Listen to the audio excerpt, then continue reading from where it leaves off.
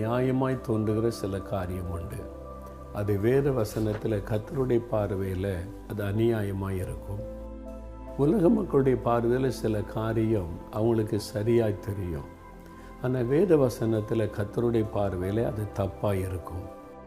அதனால் நாம் எப்படி வாழணும், நம்முடைய அடிகளை எங்கே நிலைநிறுத்தணும், எந்த பாதையில் நடக்கணும் என்பதற்கு வேத வசனம் ஆண்டவர் நம் கையில் எழுதி கொடுத்து, இதுதான் தேவ சித்தம், இதுதான் தேவனுடைய ஒழுங்கு, இதுதான் தேவனுடைய விருப்பம்.